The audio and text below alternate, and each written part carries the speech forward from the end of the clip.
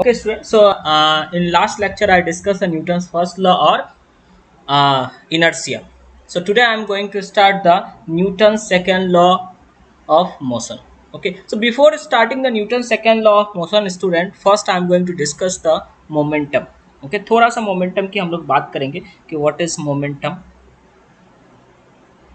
मैं आपको डिटेल में मोमेंटम कंजर्वेशन पढ़ाऊंगा, बट ठीक है, आज पहले थोड़ा सा बात करते हैं मोमेंटम होता क्या। एक्चुअल में you are in ninth class और नाइन्थ क्लास के हिसाब से मैं यहाँ पे एक बेसिक डेफिनेशन लिख देता हूँ। एक्चुअल में this momentum is a quantity of motion. ये क्या होता है? Quantity of motion. बट मैं आपको यहाँ पे बहुत ही बेसिक तरीके से लिख देता हूँ। क्या लिख सकते हैं? 1 मिनट टाइम पे आया करो students. Okay, so this is the actually the product of mass and velocity. The product of mass and velocity is called momentum. Okay, so it's called momentum. अब ये क्या होता है मोमेंटम? एक्चुअल में होता क्या है? मोमेंटम जो है सो आपका क्वांटिटी ऑफ मोशन होता है। हम लोग बाद में डिस्कस करेंगे डिटेल में, अभी आप थोड़ा सा और समझो। ओके, तो मैं यहाँ पे क्या लिख सकता हूँ? This P is actually equal to m into V. P equal to m into V. P से हम लोग किस चीज़ को डिनोट करते हैं? मोमेंटम को। आपको यहीं से देखने में देखो, मैंने क्या किया है, इसके ऊपर एरो लगाया। P के ऊपर क्या लगा रखा है बच्चे? Arrow. It means this is a P is a what? It is a vector quantity. It is a vector quantity. Okay, and this is what? This is the velocity. It's a velocity, and here m is a mass. Okay, students. So this is what? The P is what? Look at this. The P is mass into velocity. So here it's a product of mass and velocity. आपको बहुत ही different मतलब simple language में मैं आपको अभी ये बता रहा हूँ, ठीक है। फिर बाद में हम लोग ये सब चीज़ें बहुत ही डिटेल में डिस्कस करेंगे। जरा यूनिट हम लोग डिस्कस कर लेते हैं। इसका यूनिट क्या होगा? What is the unit of momentum? So what we can say the SI unit of momentum is, आपको देखो फॉर्मूला पहले देखो, बस P equal to m into V. आपको पता है मास का यूनिट क्या होता था? kg, और V का यूनिट क्या होता था? मीटर पर second. It means the SI unit of momentum is what? kg metre पर सेकेंड। सबको समझ में आ रहा है? तो kg मीटर पर सेकेंड, सिंपल। तो this is the unit. Important है बच्चे, आपको पता होना चाहिए। आप लोग क्लास 9th में हो भी, आपको ऐसे ही छोटी छोटी बातें जो है सो पूछी जा सकती है ना। तो आपको इसका यूनिट पूछा सकता है, कैसा क्वांटिटी है, व्हाट इज मोमेंटम, ऐसी चीज़ें आपको पता होनी चाहिए, ठीक है। अब मैं थोड़ा सा आप जिसको एक एग्जांपल देकर के और बता रहा हूँ। ये बहुत डिस्टर्ब हो रहा है, आप लोग टाइम पे आया करो बच्चे ना। Like you all are coming in between the classes, तो मुझे डिस्टर्ब होता है। सोचो मैं ऊपर से सबको अप्रूव करते रहूँगा या कब मैं लिखूंगा, तो आप लोग टाइम पे, इसलिए मैं जो है हमेशा टाइम से पहले लिंक शेयर करता हूँ। आप लोग हमेशा ट्राई करोगे कि टाइम से पहले आ जाया करो, है ना। जब मैं आपका क्लासेस शुरू कर दूँ, ठीक है, तो उसके बाद कोई नहीं आएगा, ठीक। So look at this. So this one is the surface and a block of m mass is situated on this surface. एक m मास का ब्लॉक है, वो इस सरफेस पे सिचुएटेड है। Look at this. एंड आपने इसको कुछ वेलोसिटी दे रखा है v, ठीक है। तो इन दिस केस v वेलोसिटी है, तो आपको इसको ऐसा लिखना होगा। So for this case the p will be m into v। p क्या हो जाएगा? m into v। Okay student, अब जैसे एक केस लेते हैं। इस केस में अगर मैं m बोल दूं आपको कि hair m is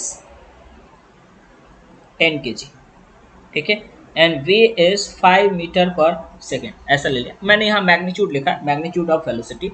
so in this case you can write the magnitude of p, that is the 10 into 5, it's a 50 kg metre पर second.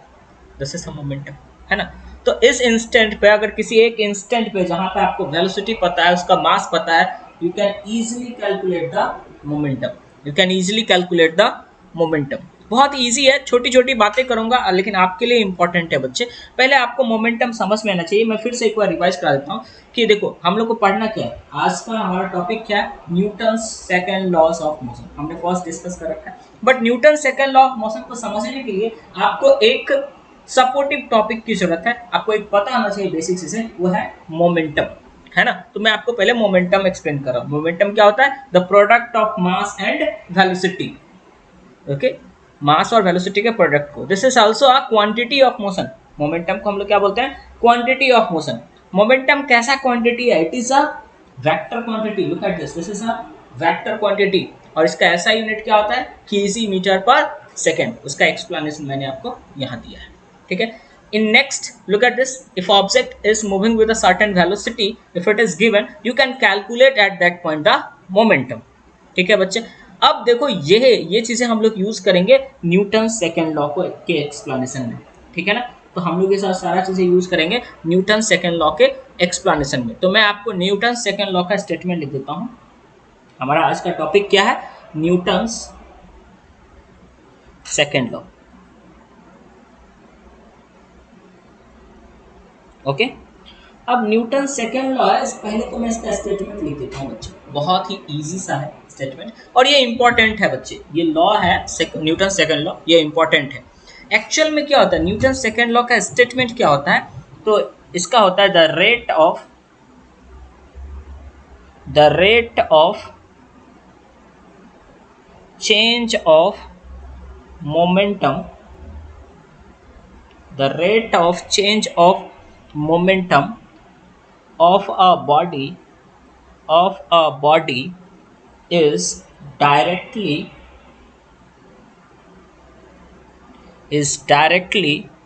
proportional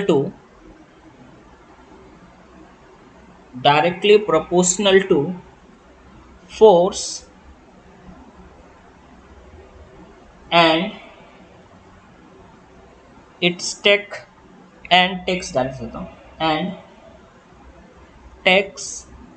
in the direction of force। ठीक है बच्चे। देखो मैंने आपको पहले मोमेंटम आज क्यों पढ़ाया, उसका रीजन समझ में आता है। So in the statement of Newton second law, look at this, a word momentum is here, so that's why I first explain you the momentum, what is momentum। अब आपको समझ में आ चुका है momentum क्या है, अब आपको समझ में आएगा। तो इस स्टेटमेंट का कहने का क्या मतलब है, अगर मैं आपको इसका मीनिंग बताऊं, what is the meaning of this statement। फिर से हम लोग वही ले रहे हैं कि एक सरफेस है, अभी जो सरफेसेस है वो स्मूथ है, मैं आपको फ्रिक्शन बाद में पढ़ाऊंगा, ठीक है। अब इस सरफेस को मान लो एक ब्लॉक रखा हुआ या एक ऑब्जेक्ट रखा हुआ, ठीक है बच्चे, जिसका मास क्या है, m है, ठीक है। और इसको इनिशियली इसके पास जो वेलोसिटी है बच्चे वो u है, ठीक है। इस पॉइंट पर अगर मैं बोलूँ p इनिशियल क्या हो जाएगा, तो आप बोलोगे सर ये p इनिशियल बहुत ही आसान है, m इंटू u हो जाएगा, ठीक है बच्चे। आफ्टर सम टाइम, कुछ देर के बाद देखा गया कि इसका वेलोसिटी बढ़ रहा है। देखो मैं आपको सारा एक्सप्लेनेशन इस देता हूँ। आफ्टर सम टाइम ऑब्जर्वर ने ऑब्जर्व किया कि इसका जो m मास है, इसका वेलोसिटी इंक्रीज होकर के v हो गया। मैं अभी केस ले रहा हूँ इंक्रीज का, डिक्रीज भी हो सकता है। इंक्रीज होकर के v हो गया, जरा समझते हैं। ये इंक्रीज वेलोसिटी में चेंज हुआ, इसका मतलब एक्सेलरेशन है ना। एक्सेलरेशन कब आता है, कोई ना कुछ यहाँ पर कोई ना कुछ होगा जिसको धक्का लगा रहा होगा, तभी तो इंक्रीज हो रहा है ना। कुछ चीजें चल रहा है, कोई भी जैसा कार है वो चल रहा है, उस पर कोई अलग से फोर्स लगना स्टार्ट हो जाएगा, तो क्या होगा, उसका वेलोसिटी इंक्रीज हो जाएगा, या अपोजिट डायरेक्शन लगना चालू हो जाएगा तो डिक्रीज हो जाएगा। तो मैं इनिशियली यहाँ पे p initial m into you लिखा। इस तरह से p फाइनल क्या लिख सकते हैं बच्चे, m इंटू v। एकदम बेसिक बातें कर रहा हूँ मैं, एज्यूम कर रहा हूँ यहाँ फोर्स जो है F लगा, F। तो according to Newton second law, Newton साहब ने जो सेकेंड लॉ दिया था, according to Newton second law, what the written, the rate of change of momentum of a body is directly proportional to the force applied on it। अच्छा सर, इसका मतलब जो चेंज इन मोमेंटम है, change in momentum हम लोग कैसे लिखते हैं, डेल्टा पी से। चेंज इन मोमेंटम कैसे लिखेंगे बच्चे, डेल्टा पी। ये क्या हो जाएगा, P final minus P initial with respect to time. Change in momentum with respect time, rate लिखा हुआ है यहाँ पे, तो आप क्या लिखोगे, जो एफ होगा सर वो हो जाएगा delta P upon delta T. Yes, delta P upon delta delta P upon delta T. ये कब की बात है, ये t इक्वल टू 0, जब आप ऑब्जर्व करना देख शुरू की, और ये मान लो कि t सेकेंड के बाद देखा गया कि इसके पास v वेलोसिटी हो गया, तो सर इसको यहाँ पे कैसे लिख सकते हैं, यहाँ लिख सकते हैं p final minus p initial divided by t minus 0। इसके ऊपर वेक्टर साइन लगाना है बच्चे, क्यों, क्योंकि फोर्स कैसा है बच्चे, वेक्टर क्वांटिटी, मैंने आपको बता रखा है force is a vector quantity, है ना। ठीक है, अब देखो इसका मोमेंटम क्या था बच्चे, m इंटू वी था सर, माइनस इसका मोमेंटम क्या है, m इंटू यू है सर, डिवाइडेड बाय क्या लिखोगे आप, t माइनस 0। यहाँ से आप m कॉमन ले लोगे, m सर कॉमन ले लिए, ठीक है, ये क्या हो गया v minus U divided bye ये t माइनस 0 को t लिख सकते हैं। कोई बच्चा बताएगा मुझे ये क्या किस चीज का फार्मूला था, v minus U divided by t, tell me v minus U divided by t, motion chapter में हमने पढ़ा था, एक्सेलरेशन, वेरी गुड, एक्सेलरेशन, ठीक है। तो F इक्वल टू क्या होगा, F इक्वल टू होगा मास इनटू एक्सेलरेशन। क्या सर ये ही न्यूटन सेकंड लॉ है, नहीं, क्या बोला सर, किसी किसी बच्चे को ने कहीं कहीं पढ़ा हो कि second law F equal to, अरे ये नहीं है, this is a special case, आप अभी बच्चे हो, आपके केस में मैं जो ऑब्जेक्ट ले रहा हूं, मैं क्या ले रहा हूं, ये मास कैसा है बच्चे, कांस्टेंट। मैं ऐसा ले रहा हूं कि जो मास है, मास ऑफ दिस ऑब्जेक्ट, जैसे कार मूव कर रहा है या कोई ब्लॉक मूव कर रहा है, उस केस में आपका ये मास कैसा है, कांस्टेंट है, तब आपको F equal to mass into acceleration होगा। This is just valid for the constant mass. अगर सर कांस्टेंट मास नहीं होगा तो अलग होगा, तो वो भी पढ़ाइएगा सर, नहीं अभी आप बच्चे हो, अभी क्लास 9th में हो, इसलिए मैं आपको अभी वो पार्ट नहीं पढ़ाऊंगा। जब आप थोड़े से बड़े होगे, क्लास 11th में आओगे, तो मैं ही आपको वहां पे वो सब चीजें पढ़ाऊंगा। समझ में आया सबको, किसी का कोई डाउट है तो पूछो, नहीं डाउट है तो मैं आगे बढ़ूंगा, बताओ किसी का कोई डाउट है, एनीवन? वेरी गुड, सारे इंटेलिजेंट बच्चे है ना, सबको समझ में आ रहा है। ओके, हम लोग इस पर बेस क्वेश्चन करेंगे क्या सर, यस करेंगे क्वेश्चन, लेकिन क्या है कि थोड़ा सा और मैं आपको बेसिक से बताता हूँ, मैं नेक्स्ट पेज में आपको कुछ बेसिक से लिखता हूँ। पहले बात हम लोग यहाँ पे क्या देखें, जो हमारा फोर्स है वो सर आपने बताया that is a P final minus P initial divided by T minus 0। Yes, यही मैंने बताया था, या सर इसको आपने बोला था कि delta P upon delta T लिख सकते हैं, ठीक है। और फिर मैंने आपको जो बताया कि वहां से आया था m into V minus U divided by T, बराबर क्यों लिख रहा हूँ मैं बताता हूँ अभी। तो ये हो गया मास इंटू एक्सेलरेशन, क्योंकि हमने ये देखा था एक्चुअल में ये कहाँ से आता है, अरे किसी बच्चे को अगर अभी भी कंफ्यूजन है उसके लिए लिख दूँ, हमने क्या पढ़ा है, v equal to U plus A T पढ़ा है। अगर आप इसको इधर लाओगे तो क्या हो जाएगा बच्चे, v minus U equal to क्या हो जाएगा, ए टी हो जाएगा। अब यहाँ से अगर आपने a लिखा तो क्या लिखोगे आप, v minus U divided bye T. तो अरे देखो v माइनस यू को तो हमने क्या किया है, इस वाले पार्ट को ही देखो, मैं यहाँ पे जो है कोई दूसरे कलर से सेलेक्ट करता हूँ, ये जो पार्ट है इसी को हमने क्या लिख दिया है, a से रिप्लेस कर दिया, ठीक है ना।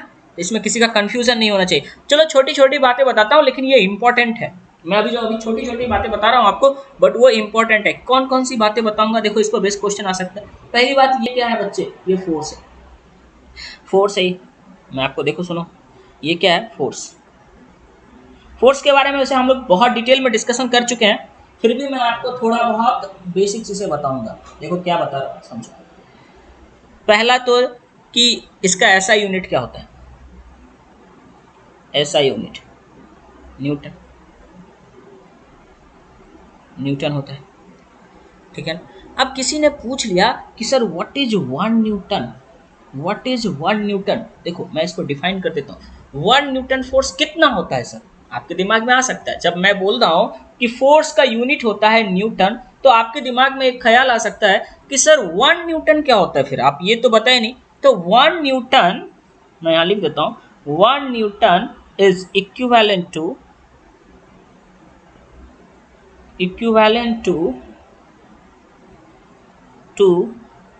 that force which can which can produce an acceleration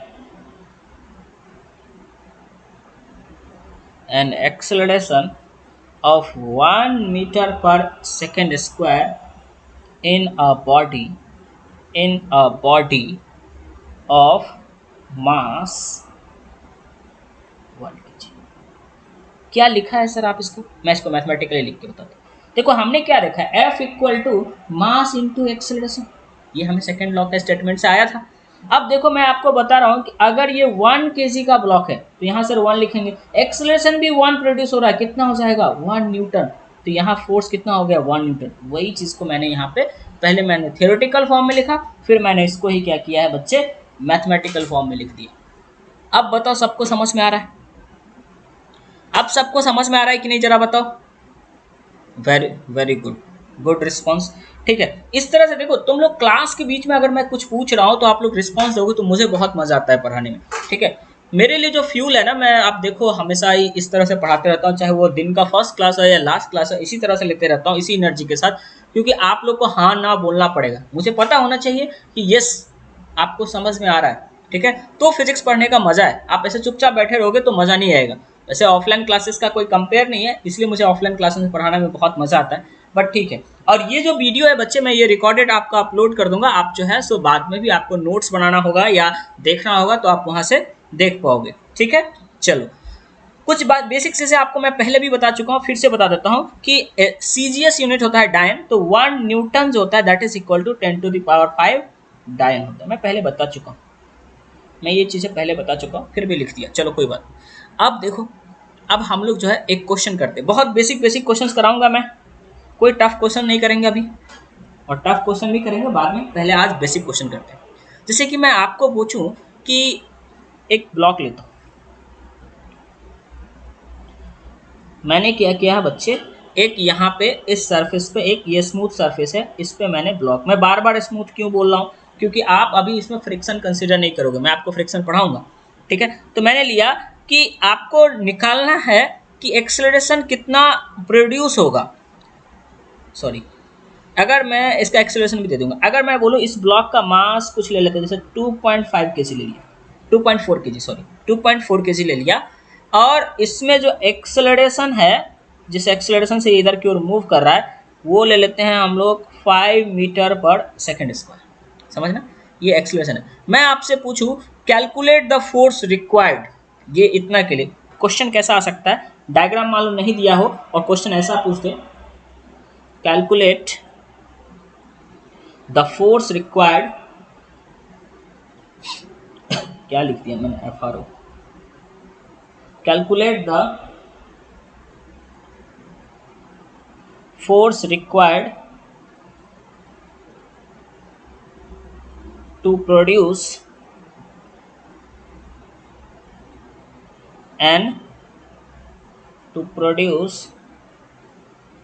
an acceleration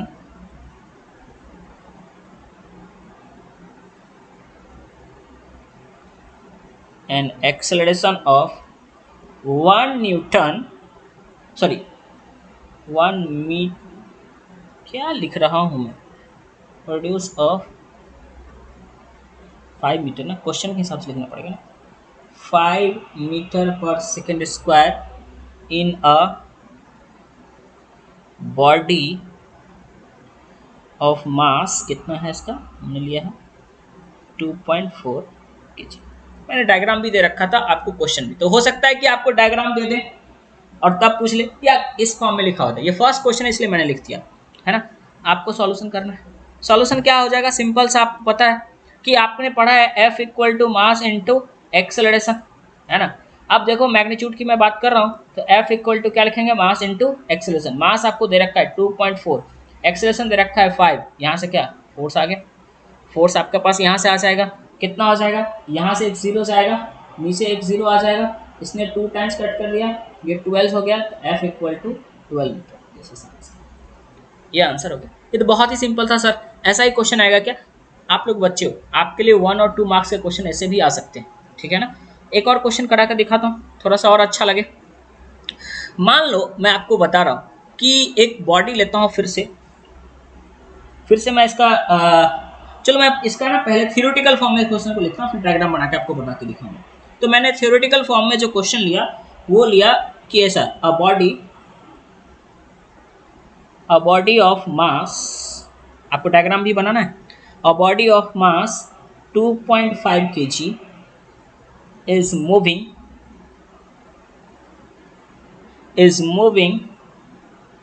with a velocity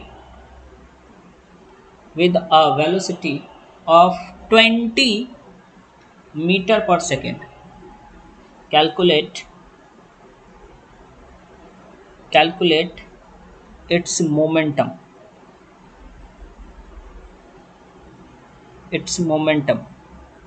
कीजिए। सिंपल सा देखो, आपको पता था कि आपका जो मोमेंटम, सॉल्यूशन देखते हैं हम लोग, आपको पता था जो मोमेंटम मैंने बोला है वो क्या था, मास इनटू वेलोसिटी। हम लोग यहाँ पे क्या बात कर रहे हैं, मतलब हम लोग यहाँ पे बात कर रहे हैं सिर्फ मैग्नीट्यूड का, डायरेक्शन वायरेक्शन की बात ही नहीं करते हैं हम लोग क्लास 9th में अभी। तो हम लोग को P equal to M into V लगाना पड़ेगा। सर m तो दे रखा है, कितना दे रखा है भाई, 2.5 kg। v वेलोसिटी भी तो दे रखा है यार, 20 मीटर पर सेकेंड दे रखा है। तो P निकालना है, कौन सी बड़ी बात है। 2.5 इंटू 20 कितना हो जाएगा, 2.5 इंटू 20 तो 50 हो जाता है सर, 50 kg मीटर पर सेकेंड।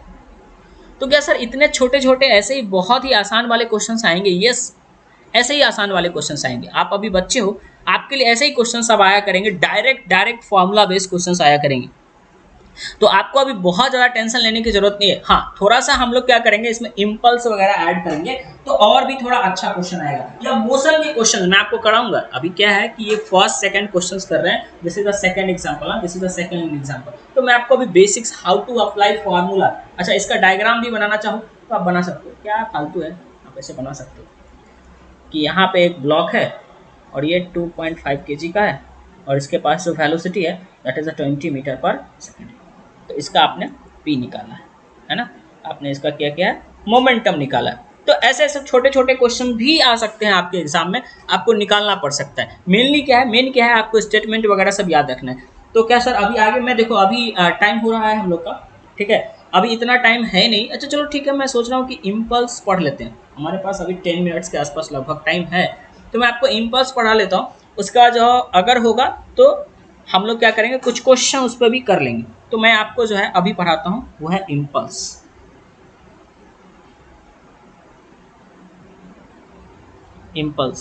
नेक्स्ट क्लास से सारे बच्चे टाइम पर आएंगे, ठीक है ना। मैं जैसे ही लिंक शेयर करूंगा आप लोग ज्वाइन कर लोगे फटाफट। क्लास के बीच में आप लोग आते हो तो फिर से दिक्कत होता है, ठीक है। अब ये इम्पल्स क्या होता है जरा समझो, ये आपको बहुत अच्छे से फील आएगा क्योंकि आप सब बच्चे क्रिकेट खेलते हो, ठीक है, फुटबॉल खेलते हो, तो आपको जो है सो समझ में आएगा, ठीक है। तो क्या है कि अगर मैं बोलूँ कि किसी भी बॉडी पे किसी फिक्स टाइम इंटरवल, छोटे से टाइम इंटरवल के लिए मान लो फोर्स लगाया गया, तो उसमें जो चेंज वेलोसिटी होता है, उसमें अगर चेंज, उसके वेलोसिटी में कुछ चेंज होता है तो उसके चलते हम लोग क्या कर सकते हैं, इम्पल्स को डिफाइन कर सकते हैं। क्या बोलना चाह रहा हूँ मैं लिख देता हूँ पहले, तब समझ में आपको क्या होगा कि इफ, मैं ऐसा बोल रहा हूँ कि किसी भी फोर्स को, तो इफ अ फोर्स, देखो अपने लैंग्वेज में लिखने की कोशिश करो, if a force F is applied, मैं समझाऊंगा don't worry, applied on a body of mass m for a time interval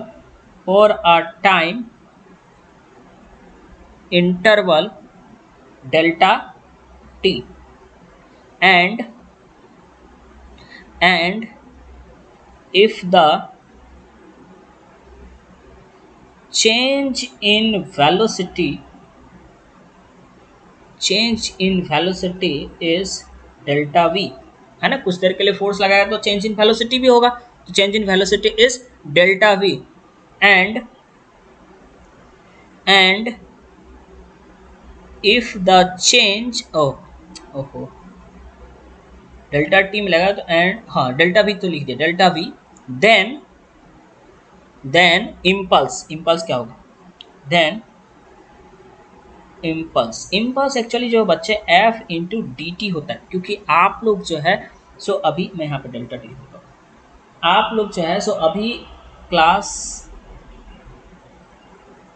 you are right now in class 9, तो इसलिए आप लोग एफ इक्वल टू इस तरह से डेल्टा टी लिखोगे, जो कि क्या हो जाएगा एम इंटू डेल्टा वी के बराबर। देखो यहाँ से कोई मैं कुछ नया नहीं लिखा हूँ, आपने क्या पढ़ा है, force equal to mass into acceleration पढ़ा है, और आपने एक्सेलरेशन को पढ़ा था इसको क्या M into delta V by delta T लिख सकते हैं। अच्छा सर हाँ, तो अगर अपने को इसको इससे मल्टीप्लाई करेंगे तो क्या आ जाएगा एफ इंटू डेल्टा टी आ जाएगा equal to M into delta V हो जाएगा। और ये जो टर्म है एफ इंटू डेल्टा टी, इसको ही हम लोग क्या बोलते हैं बच्चे, इम्पल्स। इसको ही हम लोग क्या बोलते हैं, इम्पल्स। तो यहाँ से एक चीज समझ में आया, डेल्टा वी का मतलब क्या, चेंज इन वेलोसिटी। मतलब इसको सर ऐसे भी लिख सकते हैं क्या, M into V final minus M into V initial. और ये एम इंटू वी फाइनल तो सर बता रहा है P final minus P initial, तो ये चेंज इन इम्पल्स ही तो हो गया सर, यही तो हो गया डेल्टा पी। यस, इसका मतलब सर यही होता है इम्पल्स। यस, तो इसको अगर मैं लाइन में लिखना चाहूं तो क्या लिख सकता हूं, इम्पल्स। इम्पल्स क्या होता है, change in momentum, change in momentum. अच्छा सर समझ में आ गया, ये बहुत आसान था। इम्पल्स क्या हो रहा है बच्चे, इम्पल्स हो रहा है आपका, इम्पल्स क्या हो रहा है आपका, चेंज इन मोमेंटम। बाकी ये देखो मैंने क्या लिखा, फिर से बताता हूँ। इम्पल्स लिखा हुआ है that is F into delta T, that is M into delta V. F equal to mass into acceleration, Newton second law में हमने ये पढ़ा है। अब देखो एक्सेलरेशन को क्या लिख सकते हैं हम लोग, delta V by delta T, समझना। तो V final V initial, delta V को वी फाइनल डी इनिशियल भी लिख सकते हैं, है ना। और एफ इंटू डेल्टा टी को हमने क्या डिफाइन किया है, इम्पल्स। तो आपको ये फार्मूला याद रखना है। इसको मैं अगर अलग से लिखूं, अगर मैं इसको अलग से लिखूं तो कैसा लिख सकता हूँ जरा देखो। मैं इसको लिख सकता हूँ कि जो इम्पल्स होता है, impulse this is actually equal to F into delta T होता है, और that which is equal to M into delta V होता है, या इसको हम लोग डेल्टा वी लिख सकते हैं। ये सब जो है आप छोटे बच्चों के लिए इतना काफ़ी है, ठीक है। आप लोग को dt के फॉर्म में नहीं पढ़ना होता, क्योंकि अभी आप लोग को dt क्या होता है, बहुत बहुत ही ज़्यादा स्मॉल टाइम इंटरवल के लिए आप ऑब्जर्व नहीं करते हो, आप यहाँ इसके लिए ऑब्जर्व करते हो, ठीक है। अच्छा सर ये इम्पल्स सर लिखा है, इसका यूनिट क्या होगा, unit of impulse. Unit of impulse क्या हो जाएगा बच्चे, न्यूटन इंटू सेकेंड। देखो ये इसका क्या होगा न्यूटन, और इसका क्या हो जाएगा सेकेंड। तो यूनिट ऑफ इम्पल्स क्या हो जाएगा बच्चे आपका, न्यूटन इंटू सेकेंड। आ रहा है समझ में, न्यूटन इंटू सेकेंड हो जाएगा, ठीक है ना। अच्छा सर इस पर बेस क्वेश्चंस करेंगे, यस करेंगे। इस पर बेस मैं एक क्वेश्चन देता हूँ, उसमें मैं आपको पिछला भी सारा यूज कर लूंगा, और ये भी सारा जो है हम लोग यूज कर पाएंगे, आपको समझ में आएगा, ठीक है। जैसे कि एक एग्जांपल लेते हैं, आपको समझाने के लिए मैं एक छोटा सा एग्जांपल ले रहा हूँ। एक example, this is example number 3 for today. तो एक एग्जांपल ले रहे हैं, उस एग्जांपल में क्या ले रहे हैं कि मान लो ऐसा, मैं क्वेश्चन लिखता हूँ पहले। अ फोर्स एक्ट्स फॉर, छोटा सा टाइम इंटरवल ले लो 0.2 सेकेंड, है ना, ऑन अ बॉडी। कोई सा भी एक बॉडी है, उस पर बहुत कम टाइम के लिए फोर्स लग रहा है, ऑफ मास, कुछ मास लेते हैं, पुराना वाला केस लेते हैं 2.5 kg, of mass 2.5 kg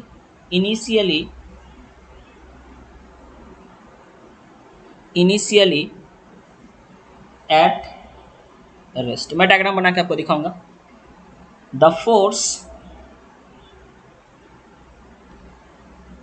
sorry क्या लिखा मैंने, हाँ, the force then ceases to act and the body moves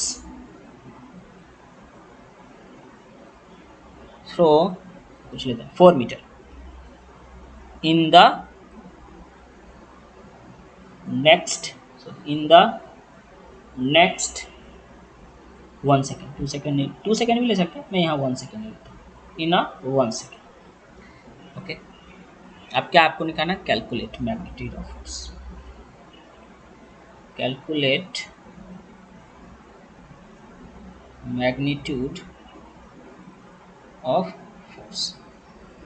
मैं क्वेश्चन को फिर से रिपीट करता हूं, आप समझने की कोशिश करना। क्वेश्चन क्या कह रहा है देखो, अ फोर्स, आराम आराम से समझो, a force acts for 0.2 second, 0.2 second के लिए फोर्स लगता है ऑन अ बॉडी ऑफ मास, जिसका मास कितना है बच्चे 2.5 kg, और वो बॉडी इनिशियली रेस्ट में था, but due to that force वो कुछ डिस्टेंस ट्रेवल करता है, कितना 4 मीटर डिस्टेंस बच्चे ट्रेवल कर रहा है, कितने देर में, इन 1 सेकेंड में। आपसे पूछ क्या रहा है कि बच्चे बताओ कि वो फोर्स का वैल्यू क्या था, आपसे पूछ रहा है उस फोर्स का वैल्यू क्या था। अगर मैं इसका सॉल्यूशन करूं, बहुत ही आसान है, देखो कैसे।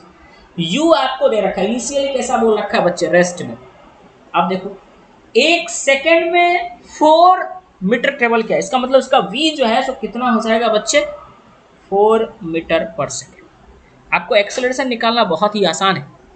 अच्छा, ये कितने देर में हुआ है, ये टाइम इंटरवल आपको दे रखा है, टाइम इंटरवल लिख देता हूं मैं, टाइम इंटरवल, टाइम इंटरवल आपको दे रखा है, time interval is how much, 0.2 second, बोला ना 0.2 सेकेंड तक लगता है, देखो 0.2 सेकेंड। अच्छा, तो अब क्या चाहिए, एक्सेलरेशन चाहिए, पहले तो एक्सेलरेशन चाहिए। एक्सेलरेशन कैसे निकाल लेंगे, हम लोग को पता है v minus U divided bye T से निकालेंगे, डेल्टा टी से, ठीक है सर।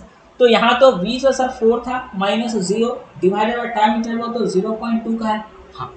तो यहाँ से आप जो है एक्सेलरेशन निकाल लोगे, तो ये आ गया 4/0.2, इसको हटाओगे, एक 0 यहाँ आ जाएगा, कितना टाइम्स, 20 टाइम्स। इसका मतलब है कि सर आपने बोला एक्सेलरेशन जो है सो आ गया 20 मीटर पर सेकेंड स्क्वायर, यस। और अब आपसे पूछा है फोर्स F, आपको पता है F equal to mass into acceleration होता था बच्चे, मैं यहाँ पे मैग्नीट्यूड की बात कर रहा हूँ, तो यहाँ F कितना हो जाएगा, मास 2.5 है, और फिर से देखो एक्सेलरेशन कितना है 20, एक्सेलरेशन कितना है बच्चे 20, ठीक है। एक मिनट, एक्सेलरेशन आपका 20 दे रखा है, तो आप इसको क्या लिखोगे, 2.5 इंटू 20 हमने कैलकुलेट किया था 50 न्यूटन, इसका 50 न्यूटन, ये कितना हो गया बच्चे 50 न्यूटन। इज इट क्लियर, सबको समझ में आया, हाँ ना बोलो, सबको समझ में आया, ओके वेरी गुड। तो बच्चे आज के लिए मैं यहीं पर छोड़ रहा हूँ, हाँ आज के लिए यहीं छोड़ रहा हूँ, नेक्स्ट क्लास में जो है और ज़्यादा क्वेश्चंस करेंगे इस पे। मेक श्योर कि आप सब बच्चे नेक्स्ट क्लास में आओ, और मैं इम्पल्स का सबको मिक्स करके क्वेश्चंस कराऊंगा, उसके बाद न्यूटन्स थर्ड लॉ पढ़ेंगे, ठीक है। आप लोग आओगे तो सच में इंटरेस्टिंग होगा, ठीक है। And for notes purpose I will upload this video, आप उसको फिर से देख देख करके आराम से नोट्स बनाना, ठीक है ना। तो क्या हो जाएगा, एक बार तो आप क्लास में पढ़ रहे हो, एक बार फिर से इसको देखोगे और फिर नोट्स प्रिपेयर करोगे। Everyone have to prepare the notes, सबको नोट्स प्रिपेयर करना ही है ना। चलो ठीक है बच्चे, मैं इसको अपलोड कर लूंगा, आप लोग वहां से देखना, ठीक है। उसके बाद मैं होमवर्क क्वेश्चंस भी दूंगा आप लोगों को, और नेक्स्ट क्लास के बाद मैं होमवर्क क्वेश्चन दूंगा, अभी आज के लिए कोई होमवर्क नहीं है, ठीक है।